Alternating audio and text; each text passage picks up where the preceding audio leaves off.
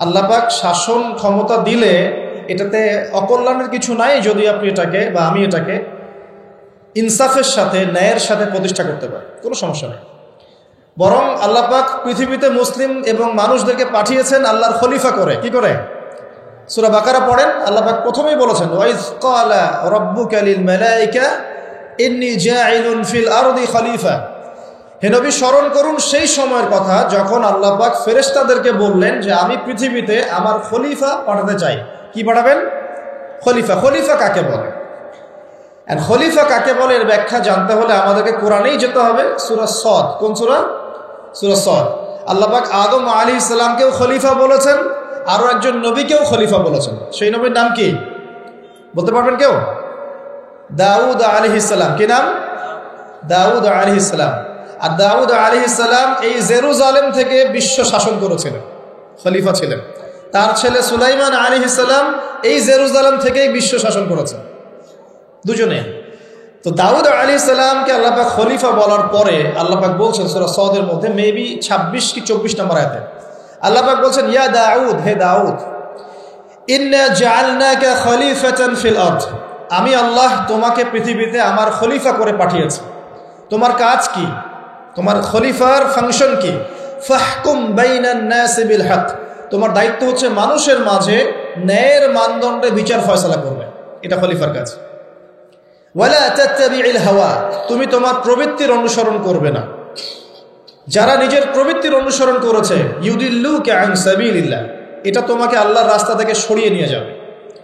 ইন্নাল্লাযীনা ইউদিল্লুনা আন সাবিলিল্লাহ লাহুম আযাবুন শাদীদ, যারা আল্লাহর সরল পথ থেকে বিচ্যুত হয়ে যাবে তাদের জন্য যন্ত্রণাদায়ক শাস্তি আছে। কেন? বিমা নাসু ইয়াউমাল হিসাব, কারণ হিসাবের দিন তারা ভুলে গিয়েছিল। সূরা সদের 24 থেকে 26 পড়ে দেখেন। তো এই আয়াতগুলোতে আমরা খলিফার ফাংশন বুঝতে পারলাম। আল্লাহ পাক যাকে যেখানে দায়িত্ব দিবেন, পরিবারে হোক, সমাজে হোক, প্রশাসনে হোক, রাষ্ট্রে হোক, তার কাজ একটা, আল্লাহর হুকুমে তার কাজ একটা। কি কাজ? ন্যায়ের মানদণ্ডে মানুষের মাঝখানে বিচার ফয়সালা করতে হবে, অন্যায় করা যাবে না। এখানে ঘুষ, সুদ, দুর্নীতি, করাপশনের আশ্রয় নেওয়া যাবে না। আপনারা কি আমার কথা রাগ করছেন? ফাযাক্কির ইন্নামা আনতা মুযাক্কির, আল্লাহ পাক বলেছেন তুমি উপদেশ দাও, তুমি শুধুমাত্র একজন উপদেশদাতা। কাকে বলছেন? নবী সাল্লাল্লাহু আলাইহি ওয়াসাল্লাম। লাস্তা আলাইহিম বিমুসাইতির, তুমি কারোর প্রতি দারোগা নও। ইসলাম চাপিয়ে দেওয়ার জন্য আসে না, এসেছে লা ইকরাহা ফিদ-দীন, দ্বীনের উপর কোনো জবরদস্তি নাই, দ্বীনে কোনো জবরদস্তি নাই। ক্বাদ তাবায়্যানা রুশদু মিনাল গায়, সত্য আর মিথ্যা স্পষ্ট হয়ে গেছে, চাপিয়ে দেওয়ার কিছু নাই। বরং আল্লাহ পাক ধর্ম নিয়ে বাড়াবাড়ি করতেও নিষেধ করেছে, কিন্তু সত্যটাকে উপস্থাপন করতে আল্লাহ পাক শিক্ষা দিয়েছে। তাই একজন খলিফার কাজ কি? ন্যায়ের মানদণ্ডে মানুষের মাঝখানে বিচার ফয়সালা করা, অন্যায় না করা। উমর রাদিয়াল্লাহু আনহু নিজের ছেলে অন্যায় করার পরেও তাকে নিজ হাতে শাস্তি দিয়েছেন।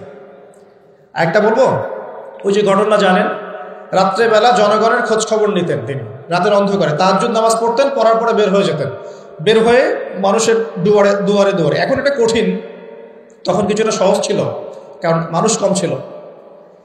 তো এখন অন্য পদ্ধতি আছে। যাই হোক, শুনতে পেলেন যে মায়ের সন্তানরা কান্নাকাটি করছে, জিজ্ঞাসা করলেন কেন কান্নাকাটি করছে সন্তান।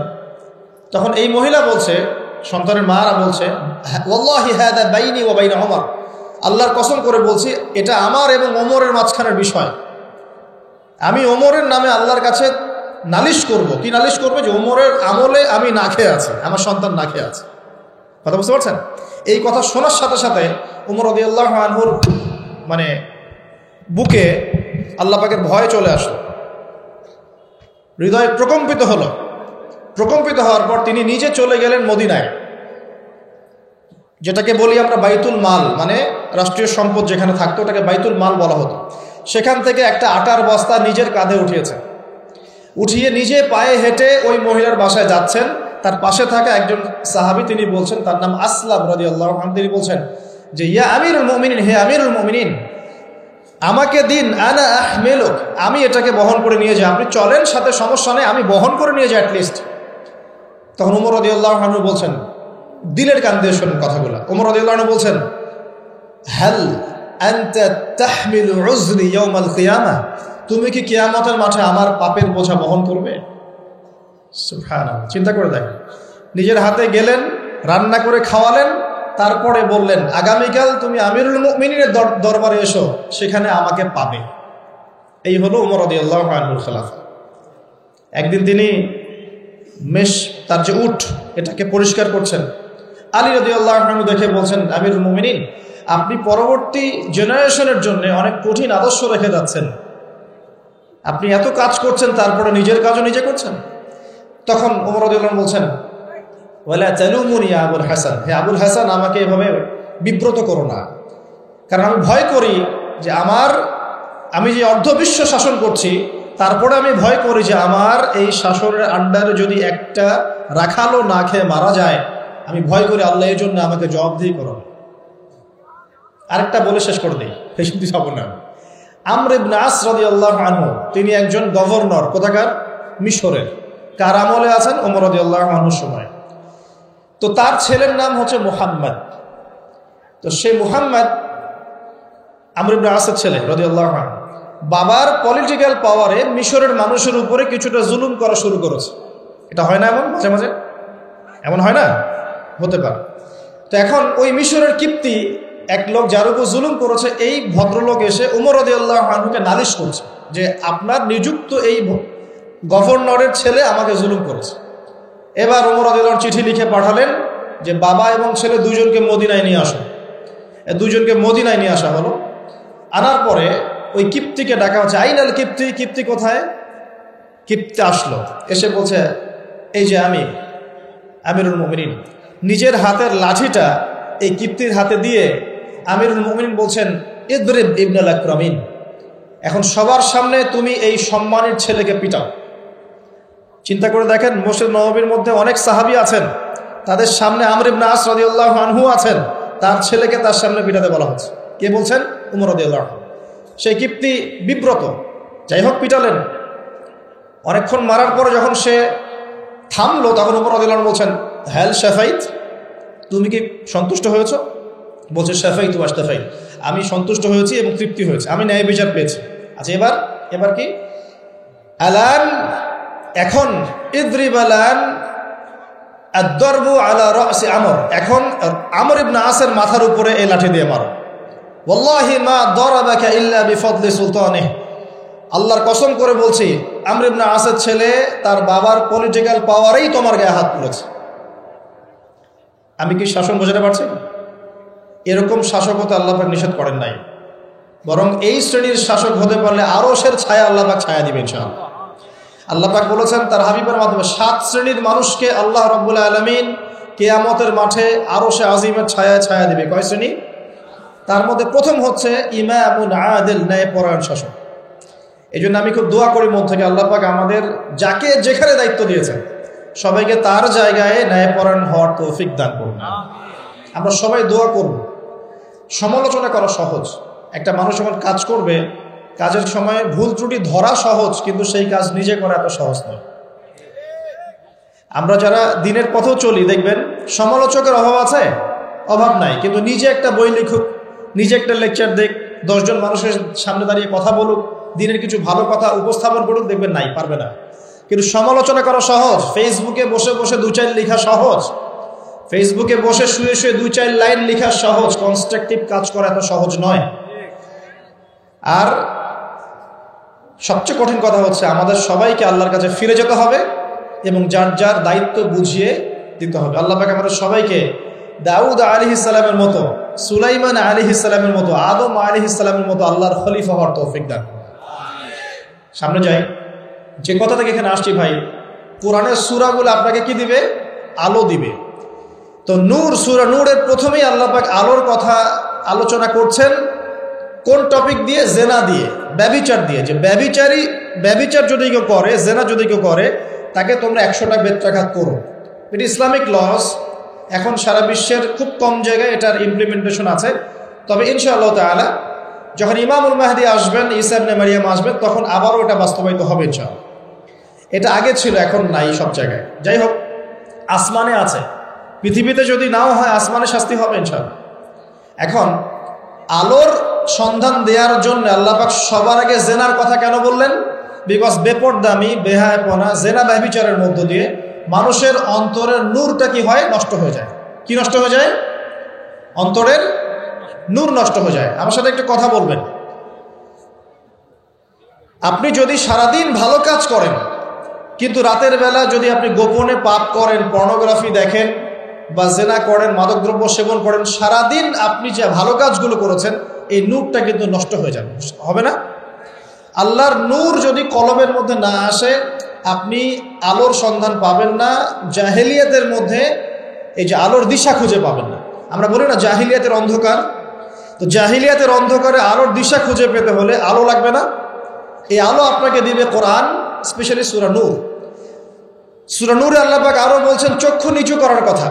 আমরা নামাজ পড়ছি যারা, মসজিদে যাওয়া আসার সময় যদি আপনার চোখে বেপর্দা কোনো মেয়ে চোখে পড়ে, আপনার চোখের মনের মধ্যে একটা খারাপ ফিলিংস আসে না?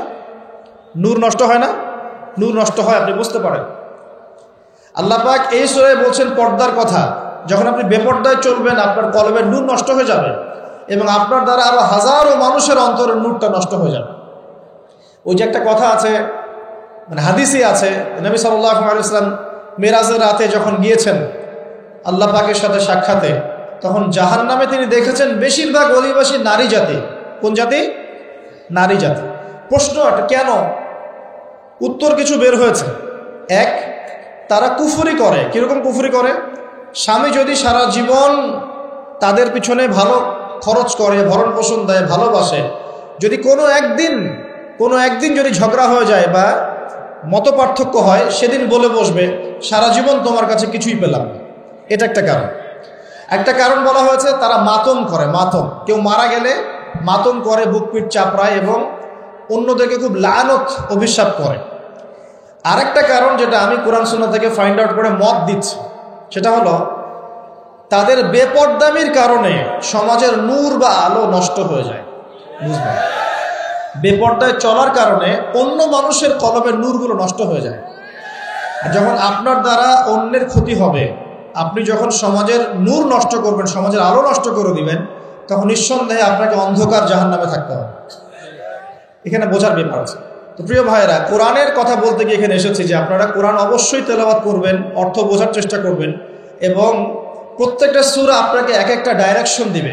আপনি আলোর সন্ধান পেতে চাইলে সূরা নূর তেলাওয়াত করতে হবে। আমার আজকে আলোচনার টপিক কিন্তু সূরা নূর নয়, অন্য একদিন কথা বলবেন ইনশাআল্লাহ। আমার আজকে আলোচনার টপিক অন্য একটা কিছু, সেটা হলো সূরা কাহফ। কোন সূরা? সূরা কাহফ।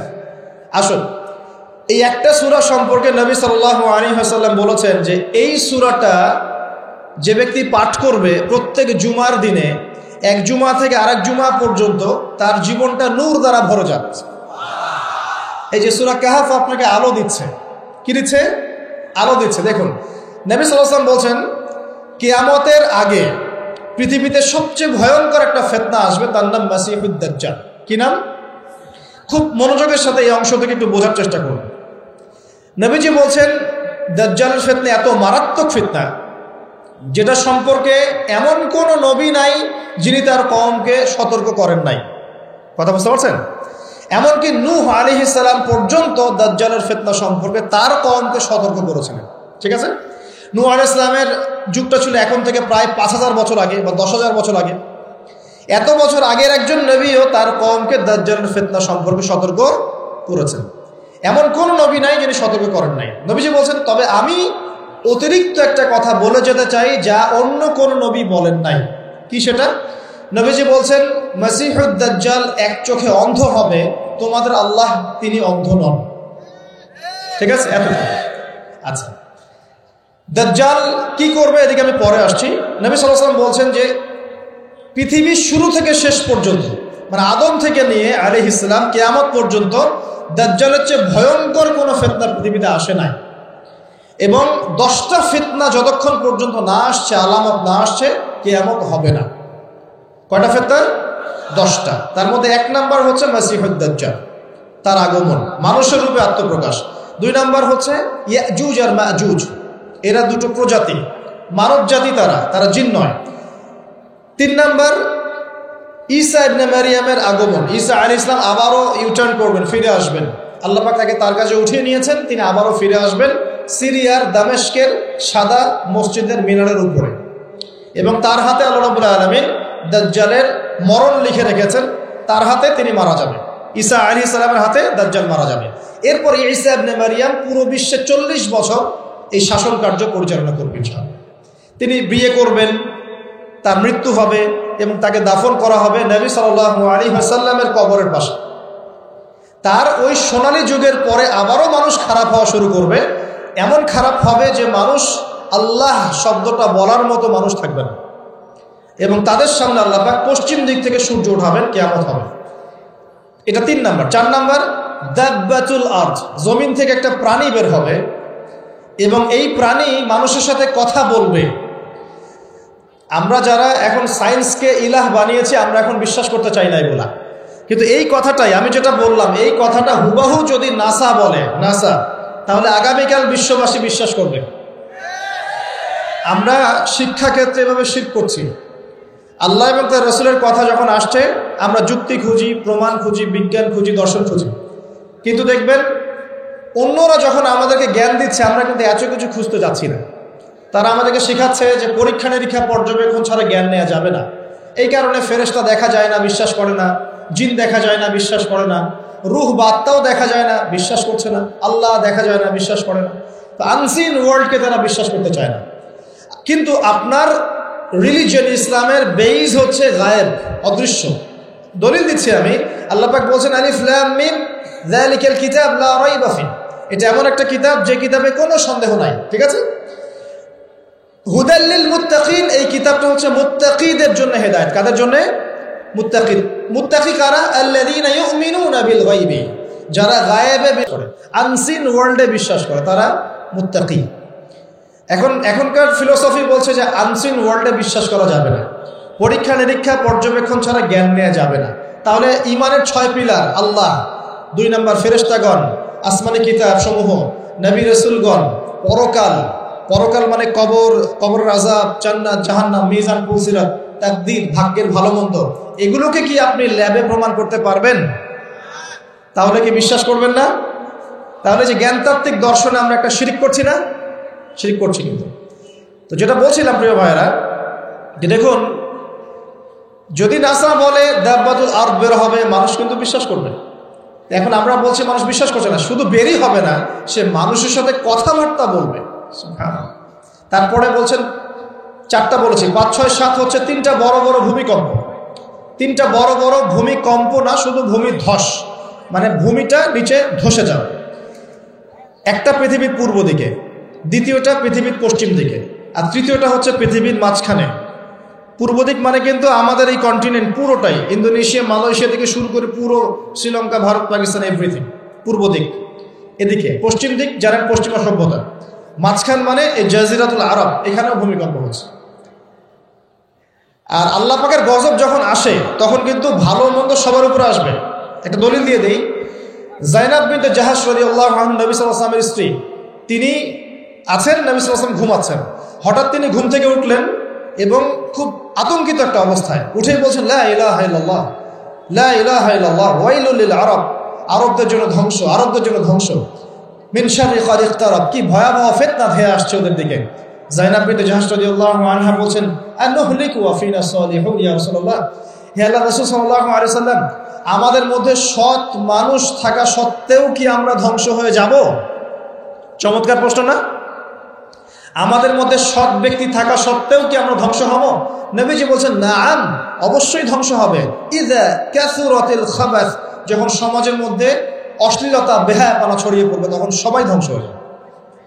আল্লাহ পাকের গজব আসলে ভালো মন্দ সবার উপরই আসবে, জালেমদের উপর খাস করে আসবে না। আচ্ছা, ভূমিকম্পের পর কি? ইয়েমেন থেকে আগুন বের হবে। নবীজি বলেন, ইয়েমেন থেকে আগুন বের হবে এবং আগুনটা কিয়ামতের মাঠের দিকে মানুষকে তাড়িয়ে নিয়ে যাবে। আর পশ্চিম দিক থেকে সূর্য উঠবে। যখন এমন হবে, তখন তওবার দরজা বন্ধ হয়ে যাবে। এই 10টা আলামতকে নবীজি বলছেন, এগুলো না আসা পর্যন্ত কিয়ামত হবে না, লিখে নেন। ঠিক আছে? কিন্তু ছোট ছোট যে আলামতগুলোর কথা নবীজি বলেছেন, এইগুলোর 100% এখন আমরা সমাজে দেখতে পারি। 100%। জীবনের একদম শেষের দিকে গিয়ে, নবী সাল্লাল্লাহু আলাইহি ওয়াসাল্লামের জীবনের শেষের দিকে গিয়ে তিনি একটা হাদিস বর্ণনা করেছেন, হাদিসে জিবরিল। এই হাদিসে জিবরাইল আলাইহিস সালাম মানুষের রূপে পৃথিবীতে এসে মসজিদে ঢুকে সাহাবীদের সবার সামনে নবীজিকে 4টা প্রশ্ন করেছেন। এক নম্বর ইসলাম কাকে বলে, ঈমান কাকে বলে, ইহসান কাকে বলে। 4 নম্বরে গিয়ে বলেছেন কিয়ামত কবে হবে। নবীজি বলছেন মাল মাসউল আনহা বিআ'লামু মিনাস সাইল, এই বিষয়ে প্রশ্নকারী উত্তরদাতার চেয়ে বেশি জানে না, বা উত্তরদাতা প্রশ্নকারীর চেয়ে বেশি জানে না। তখন তিনি বলছেন তাহলে আলামত কিছু বলে দিন। জীবনের একদম শেষের দিকে নবী সাল্লাল্লাহু আলাইহি ওয়াসাল্লাম কিয়ামতের মাত্র 2টো আলামত বলেছেন। কয়টা? 2টো। একটা হচ্ছে আনতালিদাল আমাতু রাব্বাতুহা, যখন দেখবে দাসী তার মনিবকে জন্ম দিচ্ছে, দাসী তার মনিবকে জন্ম দিচ্ছে, তখন কিয়ামতের অপেক্ষা করো। কিভাবে দাসী মনিবকে জন্ম দিতে পারে? পিতা মাতার সাথে দাস দাসীর মতো আচরণ করা হবে। হচ্ছে কি হচ্ছে না? আরেকটা অর্থ হতে পারে দাসী কিন্তু আসলে মনিবকে জন্ম দেয় না, তার মানে ন্যায় অন্যায়, হক বাতিল, সত্য মিথ্যার মানদণ্ড উল্টে যাবে। উল্টাই নাই? মানুষ সত্যবাদীকে মিথ্যাবাদী বলে না, এখন মিথ্যাবাদীকে সত্যবাদী বলে না। আল্লাহর হালালকে হারাম করছে না, আল্লাহর হারামকে হালাল করে নিচ্ছে না, মানদণ্ড উল্টে গেছে। আমাদের মতো Dhaka, the city of Akhiruzzaman বলেছি আমি, এইসব শহরগুলোতে এগুলো আরো বেশি হচ্ছে। বিশ্বাসের মানদণ্ডই নাই এখন। একজন মানুষ যদি মন থেকে কাউকে দান সৎকার করতে চায়, খাবার খাওয়াতে চায়, ভয়ে খাচ্ছে না, না জানি খাবারে আবার কি মিশায় খাওয়ায় না। বিশ্বাস নাই, আমানতদারিতা নাই, দুর্নীতি, জেনা, ব্যভিচার, পরকিয়া, ব্লু ফিল্মস, পর্নোগ্রাফি, সুদ, এগুলোতে ছেয়ে যায় নাই শহরটা। এটা কি বোঝেন না? এটা কি দেখার জন্য পিএইচডি ডিগ্রি দরকার আছে? ঘরে ঘরে, ফ্ল্যাটে ফ্ল্যাটে জেনা হচ্ছে, ফ্ল্যাটে ফ্ল্যাটে জেনা, শালিদুল্লাহ ভাই জেনা, দেবর ভাবি জেনা, ঘরে ঘরে পরকিয়া, স্বামীকে নিয়ে স্ত্রী সন্তুষ্ট না, স্ত্রীকে নিয়ে স্বামী সন্তুষ্ট না, বিয়ে করবে না, পরকিয়া করবে। বিয়ে করলে তো আবার সমস্যা, মানুষ বলবে যে আপনার চরিত্র খারাপ। পরকিয়া করলে সমস্যা নেই, ধরা খাওয়ার চান্স কম। রাত্রেবেলা সেক্স করতেছে, মদ খাচ্ছে, ক্যাসিনোতে রাত কাটাচ্ছে, সকালবেলা অফিসে। বস্তুবাদিতা। এই যে আপনি দাঁড়ান, এই যে ফ্লাইওভারের উপরে গিয়ে দাঁড়াবেন, দেখবেন মানুষ ছুটছে আর ছুটছে কিসের পিছনে? দুনিয়া। আর দুনিয়া, আর দুনিয়া মাতা, দুনিয়া ভোগের বস্তু। কেমন? সাগরের মধ্যে আঙ্গুল ডুবালে যতটুকু পানি থাকে হাতে, দুনিয়া। পুরো সাগরটাই আখিরাত। কে বুঝাবে শহরের মানুষকে? শহরে ব্যাঙের ছাতার মতো এডুকেশনাল ইনস্টিটিউশন গড়ে উঠেছে, ওঠে নাই? শিক্ষা প্রতিষ্ঠান। কয়টা প্রতিষ্ঠান আপনাকে জ্ঞান শেখাচ্ছে, পরকালীন জ্ঞান? খেয়াল করে দেখবেন। Mills and industries and factories গড়ে উঠছে, আলহামদুলিল্লাহ গড়ে উঠুক, কিন্তু খেয়াল করে দেখবেন সেখানে হারাম রিজিকের একটা ব্যাপক সয়লাভ হচ্ছে না? প্রতারণা দিয়ে, দুর্নীতি দিয়ে, সুদ দিয়ে, ঘুষ দিয়ে, জেনা দিয়ে, ব্যভিচার দিয়ে শহরটা ছেয়ে যাচ্ছে নাকি? ছেয়ে গেছে অনেক আগে, আপনি বুঝতে পারছেন না। জেনা তো একটা ট্রেন্ড। এই যে আমাদের কিশোর কিশোরী যারা আছে, এরা ফ্রি মিক্সিংটাকে হারামও মনে করে না। প্রেমিক প্রেমিকার প্রেম করা, জেনা করা, এটাকে হারামও মনে করে না। তারা মনে করে এটা অ্যাফেয়ার করা যায়। এই যুগটার কথাই নবীজি বলছেন সাল্লাল্লাহু আলাইহি ওয়াসাল্লাম। তিনি বলছেন একটা সময় আমার উম্মতের একটা অংশ, সবাই নয়, একটা অংশ মাদক দ্রব্যকে হালাল মনে করবে এবং মাদককে অন্য নাম দিয়ে খাবে। মাদকদ্রব্য নিয়ন্ত্রণ অধিদপ্তর হিমশিম খেয়ে যাচ্ছে মাদকদ্রব্য এই যে বিস্তারটাকে রোধ করতে। কত টাকা পয়সা প্রজেক্ট দেওয়া হচ্ছে দেখবেন, কিন্তু মাদক বাড়ছে। কে খাচ্ছে? মুসলিমরা খাচ্ছে, মুসলিম যুবক খাচ্ছে। আর একটু ধনীর দুলাল হতে কোনো কথাই নাই, বিভিন্ন জায়গায় মাদকদ্রব্যের আড্ডাখানায় বসে রাত কাটাচ্ছে না? আপনাদের এখানে স্পা সেন্টারগুলো যেগুলো আছে, এগুলোর মধ্যেও দেখবেন জেনা হচ্ছে, জেনা হয়। এগুলো রিপোর্ট দেখবেন, পেপার পত্রিকা পড়েন। 92% ইয়াং, এখন ইউথ জেনারেশন, এরা পর্নোগ্রাফি দেখে এবং জেনার সাথে সম্পৃক্ততা প্রদর্শন করছে। ছোট ছোট বাচ্চা কাচ্চায় ক্লাস 8, 9, 10 পার হয় নাই, দেখবেন ওই সেক্সুয়াল সম্পর্ক করা শেষ অলরেডি। আপনি মনে করছেন যে আপনার ছেলেটা ছোট, মেয়েটা ছোট, অলরেডি 4-5 ঘাটের পানি খেয়ে চলে আসছে। অবস্থা ভালো না, কিন্তু অবস্থাটা কিন্তু ভালো না, নৈতিকতার অবক্ষয় হয়েছে কিন্তু। আর আমরা দেখেও না দেখার ভান করছি, শুনে না শোনার ভান করছি। ছোট ছেলে, ছোট মেয়ে, কি হবে? তো এগুলো যখন ছড়িয়ে যাবে, নবীজি বলছেন ইদা কাসরাতুল খাবাস, যখন এরকম অশ্লীলতা ছড়িয়ে পড়বে, তখন ওই ভালো মন্দ, আলেম জালেম সবাইকে আল্লাহ পাক ধ্বংস করবে, আল্লাহ পাক হেফাজত করে দেন। তবে হ্যাঁ, এই সময়ের মধ্যেও যদি আপনি ঈমানটাকে শক্ত করে ধরে রাখতে পারেন, ইনশাআল্লাহ তাআলা 50 জন শহীদ সাহাবীর নেকি পাবেন ইনশাআল্লাহ। এটাও হাদিস এসেছে যে এরকম অবস্থায় যদি ঈমানকে ধরে রাখতে পারে কেউ, নবীর সুন্নাহ মতো চলতে পারে, 50 জন সাহাবীর নেকি আপনি পাবেন ইনশাআল্লাহ। একটা বলেছেন দাসীর মনিবকে জন্ম দিবে, মানে ন্যায় অন্যায়ের মানদণ্ড উল্টে গেছে এখন। 2 নম্বরটা খেয়াল করেন এই হাদিসে, 2 নম্বরটা হচ্ছে খুবই ইম্পর্টেন্ট এটা, এবং এটা চাক্ষুষ দেখা যায়। ওয়ান তারাল হুফাতাল উরাতাল আলাতা রিয়াশাই ইয়াতাতাওয়ালুনা ফিল বুনয়ান, নবীজি বলেছেন সাল্লাল্লাহু আলাইহি ওয়াসাল্লাম, যখন তুমি দেখবে সমাজের খালি পায়ের স্যান্ডেল কেনার টাকা নাই, খালি গায়ের কাপড় কেনার টাকা নাই, রিয়া অশ্বাই মানে মেষপালক রাখাল শ্রেণীর মানুষ, এই শ্রেণীর মানুষ যখন ইয়াতাতাওয়ালুনা ফিল বুনয়ান উঁচু উঁচু কনস্ট্রাকটিভ বিল্ডিং নির্মাণের প্রতিযোগিতা করবে, ফান্তাজিরিস সাআহ কিয়ামতের অপেক্ষা করতে। এই হাদিসটা বুঝতে আমার অনেক সময় লেগেছে। এখানে নবী সাল্লাল্লাহু আলাইহি ওয়াসাল্লাম কিন্তু সামর্থ্যবানদের কথা বলছেন না, যাদের বিল্ডিং করার সামর্থ্য আছে তাদের কথা বলছেন না, কিন্তু নবীজি বলছেন যাদের কোনো টাকা পয়সাই নাই, কাপড়ও নাই গায়ে, স্যান্ডেল নাই পায়ে, এই শ্রেণীর মানুষ উঁচু উঁচু বিল্ডিং নির্মাণের প্রতিযোগিতা করবে। এটা কিয়ামতের বিগেস্ট আলামতগুলোর মধ্যে একটা। এখন আপনি একটু ওয়ার্ল্ডের দিকে তাকিয়ে দেখেন, আজকে থেকে 200 বছর আগে যাদের কোনো টাকা পয়সা ছিল না, এরা দেখেন বড় বড় বিল্ডিং নির্মাণ করছে মধ্যপ্রাচ্যে। দেখেন দেখেন তেল আসার আগ পর্যন্ত আমাদের অটোম্যান খেলাফত চলে গেছে কত সালে? প্রথম বিশ্বযুদ্ধের সময় 1914 থেকে 1924 মধ্যে, এই সময় অটোম্যান এম্পায়ার কলাপস করেছে। অটোম্যানদের সময় কিন্তু এসব তেলের খনিগুলো বের হয় না, হয়েছিল? হয় না। বের হয়েছে, যখনই বের হয়েছে তারপর দেখবেন যারা মরুভূমির মানুষ ছিল এরা উঁচু উঁচু বিল্ডিং নির্মাণ করেছে, মেষপালক। এই ফ্লেভারটা ওয়ার্ল্ডের বিভিন্ন জায়গায় ছড়িয়ে পড়েছে, গ্রামে গঞ্জে শহরে বন্দরে, যাদের কোনো টাকা পয়সা নাই বিল্ডিং করছে। আর আমার প্রশ্ন, বলেন কিভাবে সম্ভব? কয়েকটিভাবে সম্ভব। 1, যদি আপনার কাছে আল্লাহর কোনো গুপ্তধন চলে আসে সম্ভব।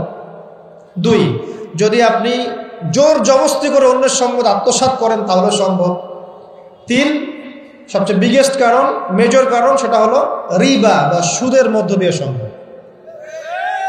এটাই হচ্ছে মোস্ট ইম্পর্টেন্ট কারণ।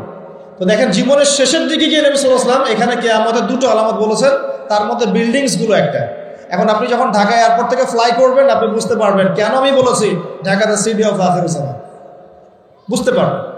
এখানে বাক্সে বাক্সে জীবন বন্দী হয়ে গেছে, প্রতিবেশীর খোঁজ নেওয়ার মানুষ নাই, পাশের ফ্ল্যাটে কাউকে জবাই করে দিলে কেউ দেখতে যাবে না, প্রতারণা, এভরিহার প্রতারণা, চিটিংস চলছে। এবং কেউ যদি সৎ থাকতে চায় তার জন্য এই শহরের টাকা খুব ডিফিকাল্ট, খুব ডিফিকাল্ট। তাই দেখা যায় অনেক সময় ধার্মিকরাও অনেক সময়, ধার্মিকদের একটা অংশ, সবার কথা বলছে না, ধার্মিকদের একটা অংশ ধর্মকে পুঁজি করেও এই শহরে চলার রাস্তা বের করে ফেলেছে, করে নাই? করছে। তো প্রিয় ভাইরা, তারপরেও সুসংবাদ কি? এরকম পরিবেশে থেকেও যদি আমরা কোরআন এবং সুন্নাহর উপর টিকে থাকতে পারি, আর টিকে থাকতে হলে মধ্যমপন্থী হলেই হয়, শৈথিলতাবাদী হবেন না, চরমপন্থী হবেন না, মাঝামাঝি থাকলেই হবে ইনশাআল্লাহ। আপনি 50 জন শহীদ সাহাবীর নেকি পাবেন ইনশাআল্লাহ। প্রিয় ভাইরা, কোরআন পড়ুন। আমি কোরআন একটা সূরাকে কেন্দ্র করে দিকে এসেছি, এবার আমি এখান থেকে নিয়ে আলোচনা শেষ করব, একটু মনোযোগ দিবেন, খালি খেয়াল করুন। নবী সাল্লাল্লাহু আলাইহি ওয়াসাল্লাম বলছেন সবচেয়ে বড় ফিতনার নাম কি কিয়ামতের আগে? বলেন, মাসিহুদ দাজ্জাল। এবার আসেন, নবীজি বলছেন সাল্লাল্লাহু আলাইহি ওয়াসাল্লাম এই সবচেয়ে বড় ফিতনা থেকে সে ব্যক্তি বেঁচে থাকবে যে ব্যক্তি সূরা কাহাফের প্রথম 10টা আয়াত মুখস্থ করবে। করেছেন কখনো? সূরা কাহাফের প্রথম 10টা আয়াত কখনো পড়ে দেখেছেন কি? সুবহানাল্লাহ। কিভাবে মাসিহুদ দাজ্জালের ফিতনা থেকে বাঁচবেন? আমি বুঝাই, এক কথায় বুঝাই, পৃথিবীতে এখন যত ফিতনা আপনি দেখছেন, ছোট বড় মাঝারি যত ফিতনা দেখছেন, এগুলোকে একসাথে করেন। এই যে হত্যা, রাহাজানি, জেনা, ব্যভিচার, চুরি, ডাকাতি, হাবিজাবি যা যা দেখছেন সবগুলোকে একত্রিত করলেও দাজ্জালের ফিতনা সমান হবে না। এটা দাজ্জালের ফিতনা। ইমানদার ব্যক্তি ওকে দেখে বিভ্রান্ত হয়ে যাবে, সে নিজেকে খোদা বলে দাবি করবে, সে রূপক অর্থে হাতে জান্নাত জাহান্নাম নিয়ে ঘুরবে, যে তার অনুসরণ করবে তাকে সে প্রোগ্রেস দিবে, মানে জান্নাত। যে তার আনুগত্য করবে না তাকে সে একদম ধ্বংস করে ছাড়বে, জাহান্নাম। সে আকাশকে আদেশ করলে বৃষ্টিপাত হবে, আকাশ নিয়ন্ত্রণ করবে। সে এই পৃথিবীতে 40 দিন থাকবে। কতদিন? 40 দিন। যার প্রথম দিনটা হবে 1 বছরের সমান, দ্বিতীয় দিনটা হবে 1 মাসের সমান, তৃতীয় দিনটা হবে 1 সপ্তাহের সমান, বাকি দিনগুলো হবে আমাদের দিনের মতোই। সাহাবীরা বলছেন, আমরা ওই সময় কেমন করে নামাজ পড়বো ইয়া রাসূলুল্লাহ? নবীজি বলছেন সাল্লাল্লাহু আলাইহি ওয়াসাল্লাম, হিসেব করে অনুমান করে নামাজ পড়ে নিবে। এখন আল্লাহ পাক চাইলে কি, আল্লাহ পাক যদি চান, রাত এখন বাজে 11:10, আল্লাহ যদি চান যে পৃথিবী আর ঘুরবে না, আপনি কি দিন আনতে পারবেন? আল্লাহ পাক এই রাতটাকে যদি 1 বছর লম্বা করতে চান, পারবেন না? নাকি পারবেন না? তো এখনকার অল্প বিদ্যা অর্জনকারী মানুষরা বলছেন না, পারবে না, কারণ পৃথিবী এবং সৌরজগৎ ঘুরছে, এই ঘূর্ণন কখনো থামবে না, ক্রমশ সম্প্রসারণশীল, এই সিলসিলা চলতেই থাকবে। আসলে কি তাই? এটা তাদের পক্ষে বলা সম্ভব যারা বলে যে আল্লাহ বলতে কেউ নাই, বিগ ব্যাং থেকে পৃথিবী সৃষ্টি হয়েছে। আসলে কি তাই হয়েছে? যদি তাই হয়েও থাকে, সূরা আম্বিয়া থেকে আমি দলিল দিচ্ছি। সূরা আম্বিয়ার মধ্যে আল্লাহ পাক বলেছেন, আওয়ালাম ইয়ারাল্লাযীনা কাফারু আন্নাস সামাওয়াতি ওয়াল আরদা কানাতা রাতকান ফাফাতাকনাহুমা। আল্লাহ বলছেন, কাফেররা কি লক্ষ্য করে দেখে না আসমান সমূহ এবং পৃথিবী একটা বিন্দুর মধ্যে ছিল, অতঃপর আমি সেটাকে পৃথক করে দিয়েছি। এই যে বিগ ব্যাং এর দলিল দেয়া যাবে কোরআন থেকে। যদি আপনি বলেন যে বিগ ব্যাং থেকেই সব সৃষ্টি হয়েছে, আমরা বলবো যে হতে পারে, তবে বিগ ব্যাং এর সৃষ্টিকর্তা হচ্ছেন আল্লাহ রাব্বুল আলামিন। আল্লাহ পাকের আদেশে এটা হয়েছে, আল্লাহকে বাদ দিয়ে নয়। একটা কথা মাঝখানে বলে দেই, এই বিশ্বে এখন 3টা দর্শন চলছে। কয়টা দর্শন? 3টা। একটা হচ্ছে এলিমিনেশন বা এলিমিনেট করা, মানে বিশ্ব থেকে আল্লাহর কনসেপ্টটাকে এলিমিনেট করা হচ্ছে। দেখবেন সব চাক্ষুষ দেখে বিশ্বাস করতে হবে গড বলতে, আল্লাহ বলতে কেউ নাই, ঈশ্বর বলতে কেউ নাই, there is no god, godless world, এটা সরাচ্ছে। আমি গড বলেছি ওদের ভাষায় বোঝার জন্য, আল্লাহর প্রতিশব্দ কখনো গড হয় না, ঠিক আছে? একটা এলিমিনেশন। একটা হচ্ছে 2 নম্বর হচ্ছে মেটেরিয়ালিজম, মানে বস্তুবাদিতা। মানুষকে খালি বস্তুবাদিতার দিকে ঠেলে দেওয়া হয়েছে এই যুগে, এই যুগটাতে। আর 3 নম্বর হচ্ছে যে ধর্মকে, রিলিজিয়নকে চ্যালেঞ্জ করা। ধর্মকে চ্যালেঞ্জ করে করে মানুষ বিভিন্ন যুক্তিতর্ক উপস্থাপন করছে। ধর্মের এইটা কেন, পর্দা কেন, ওই কেন, সেই কেন, চোরের কেন হাত কাটতে হবে, ইত্যাদি ইত্যাদি। আপনাকে চ্যালেঞ্জ করছে ধর্মকে।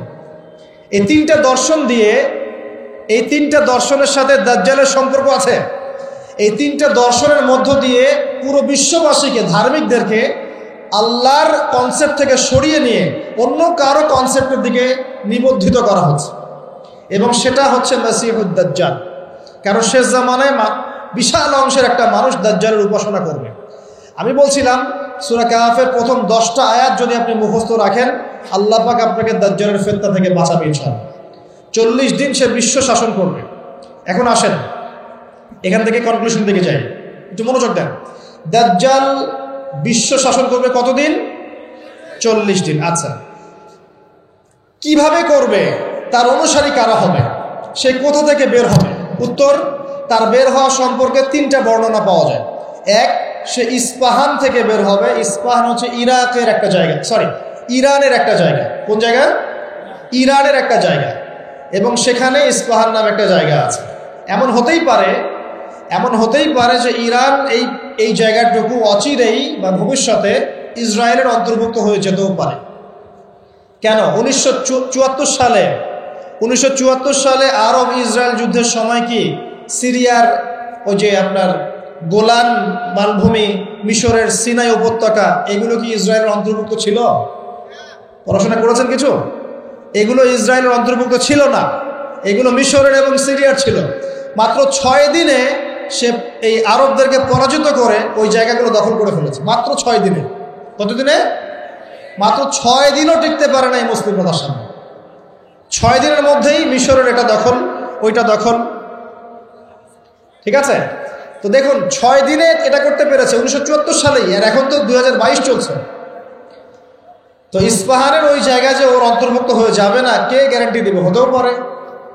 আর আপনারা ইরান ইসরায়েলের সম্পর্ক দাকুরাল দেখেন না? দাকুরাল সম্পর্ক কে জানে? আচ্ছা, আরেকটা বর্ণনা এসেছে সে বের হবে খোরাসান থেকে। খোরাসান মূলত এই জায়গাটুকুর মধ্যেই পড়ে যায়। আরেকটা হাদিসের মধ্যে আছে শাম এবং ইরাক, ইরাক এবং শাম। শাম মানে যে প্যালেস্টাইন, লেবানন, জর্ডান, এই পুরো জায়গাটা শাম।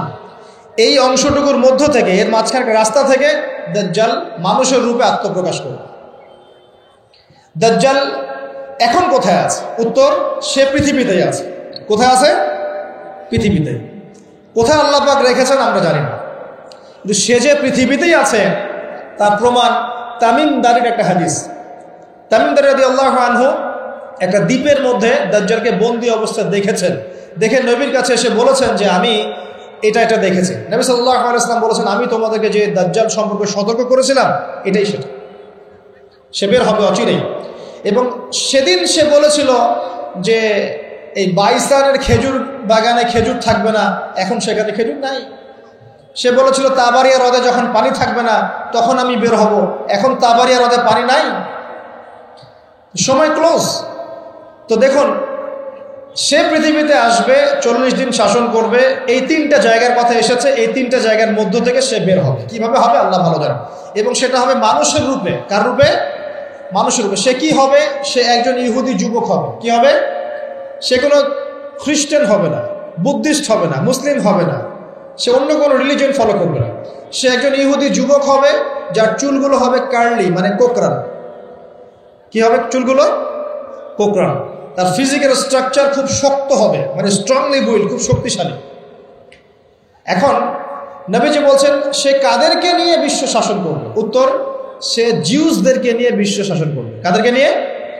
জিউস কারা? জিউস মানে শুধু ইহুদিরা নয়, এটা একটা ভুল ধারণা। ইহুদিদের মধ্যে এমন অনেক অর্থোডক্স ইহুদি আছে যারা প্যালেস্টাইনিদের অধিকারের পক্ষে কথা বলে, এমনও কিছু ইহুদি আছে। তো সব ইহুদিকে আপনি খারাপ বলতে পারবেন না, কথা বুঝতে পারছেন? কিন্তু তাদের মধ্যে একটা দল আছে যাদেরকে আমরা বলি জায়নিস্ট। তারা পশ্চিমাদের সাথে অ্যালায়েন্স করে সারা বিশ্বটাকে শাসন করছে। এই জায়নিস্টরাই ইনশাআল্লাহ তাআলা, এটা আমার কনসেপ্ট, আমার গবেষণা, এরাই মাসিহুদ দাজ্জালকে ফলো করবে ইনশাআল্লাহ তাআলা, এবং তাদেরকে নিয়ে সে পুরো ওয়ার্ল্ডটাকে শাসন করবে। আর আপনি কনক্লুশন পেলেন কি? দাজ্জালের চেয়ে বড় কোনো ফিতনা নাই। সে মানুষের রূপে এখনো বের হয় নাই, কিন্তু পৃথিবীতে আছে, বের হবে। কোন কোন জায়গা থেকে তাও বলে দিলাম। পৃথিবীতে এসে সে কি করবে? এই ম্যাসাকার করবে, এবং সে তার অনুসারীদেরকে জান্নাত দিবে, যারা ফলো করবে না ওদেরকে ধ্বংস করে ফেলবে। এবং সে কাদেরকে নিয়ে শাসন করবে এটাও আপনাকে দেখিয়ে দিলাম। এখন আসেন, সে যাদেরকে নিয়ে ওয়ার্ল্ডটাকে শাসন করবে তাদের দিকে একটু তাকিয়ে দেখি। আজকে থেকে 100 বছর আগে এই জায়নিস্ট বা জায়নিজমের সাথে যারা জড়িত, ইহুদিদের কি কোনো থাকার জায়গা ছিল? তারা কি প্যালেস্টাইনে ছিল? তাদের কি পরনে পোশাক ছিল? তারা কি সেখান থেকে প্যালেস্টাইনিদেরকে বহিষ্কার করতে পেরেছিল? 100 বছর না, আমি আপনাকে 2000 বছরের কথা বলছি। কত বছর? 2000 বছর পর্যন্ত তারা সেখানে প্রবেশ করতে পারে নাই। আর রাসূল সাল্লাল্লাহু আলাইহি ওয়াসাল্লামের জামানা, তারপর আবু বকর সিদ্দিক, তারপর ওমর, তারপর ওসমান, তারপর আলী রাদিয়াল্লাহু আনহুম, তারপর উমাইয়াদের প্রায় 90 বছর, আব্বাসীয়দের 500 বছর, ফাতেমিদের খেলাফত, কর্ডোভার ইসলামী খেলাফত, মামলুকদের শাসন, সালাহউদ্দিন আইয়ুবী রাহিমাহুল্লাহর সময়, এই মোগলদের সময়, ওসমানীয়দের সময়, কোনো সময় তারা প্যালেস্টাইনে ঢুকতে পারে নাই।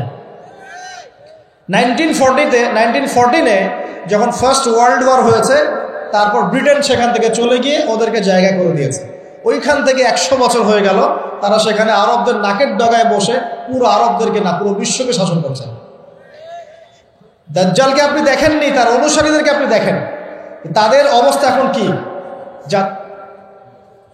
জি বলছি, যাদের থাকার জায়গা ছিল না, খাবার ছিল না, পানি ছিল না, কোনো সার্বভৌমত্ব ছিল না, কোনো রাষ্ট্র ছিল না, তারা এখন পুরো বিশ্বে শক্তিশালী।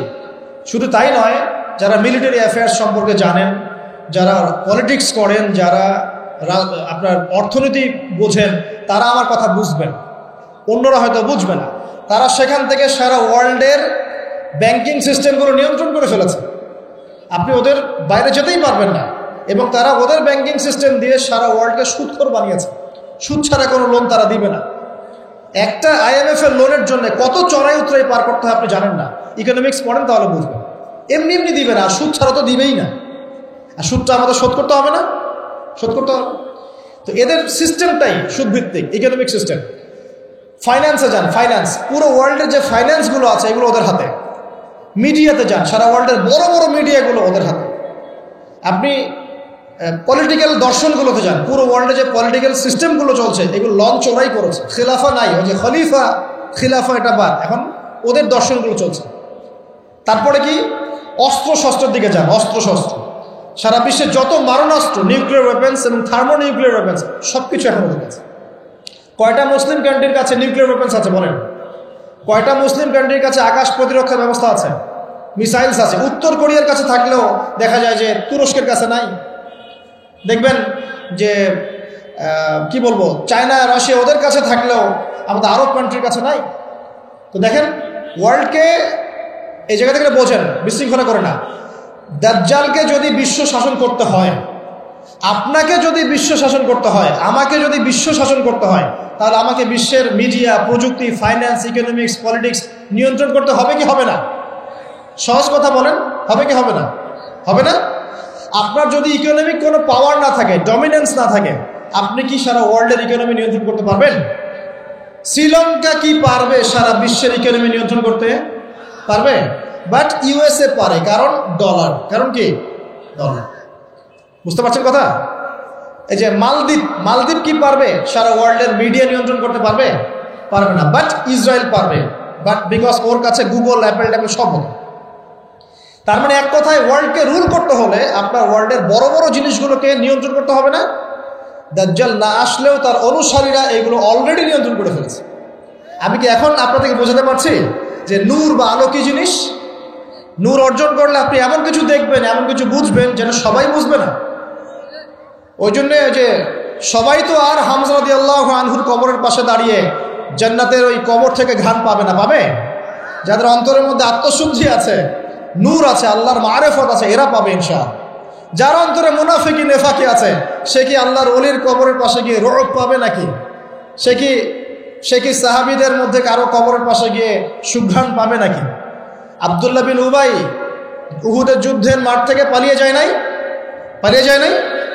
সে কি উহুদের মাঠ থেকে জান্নাতের ঘ্রাণ পেয়েছে? পায় নাই। কিন্তু একজন সাহাবীর নাম বলি, আনাস বিন নাজার। কি নাম? আনাস বিন নাজার রাদিয়াল্লাহু আনহু। তিনি উহুদের যুদ্ধের মাঠে কি করছেন আমি আপনাকে একটু দেখেন।